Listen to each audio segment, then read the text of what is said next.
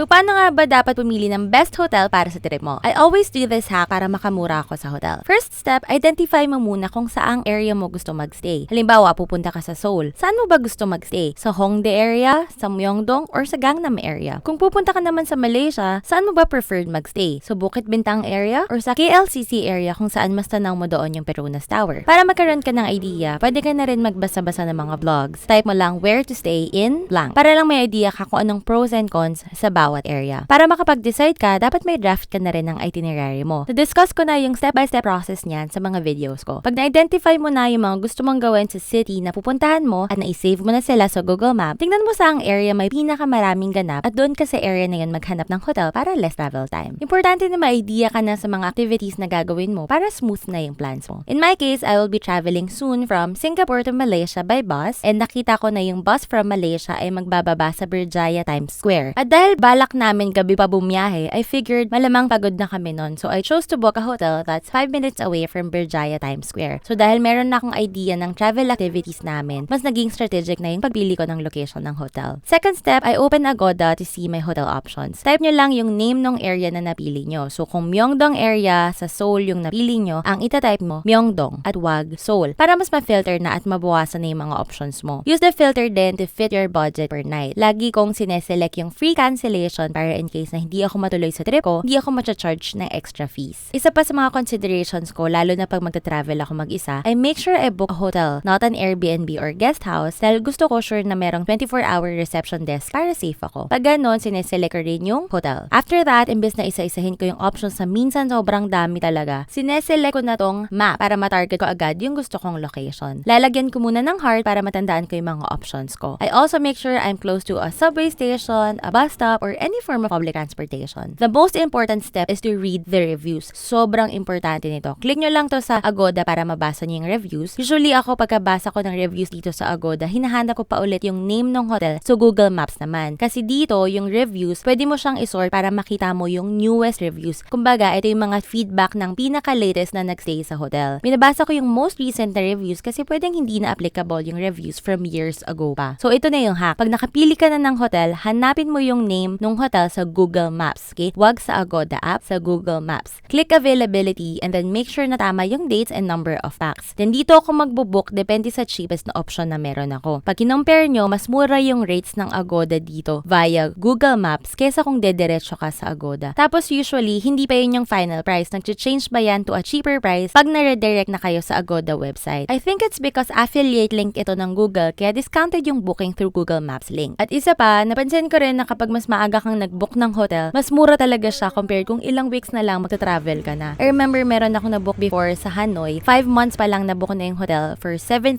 pesos for 8 nights. Tapos nung medyo malapit na yung travel dates namin, I also tried checking to see if meron pang mas mura and then nakita ko yung same na hotel namin na same room, it already increased to 14,000. So it really pays to plan and book your hotel early. Kung wala kayong makitang okay sa Agoda, check nyo na rin yung Klook. Sobrang dami ring hotel options dyan. Pwede nyo rin gamitin yung Klook codes ko for additional discounts. So there you go, safe travels!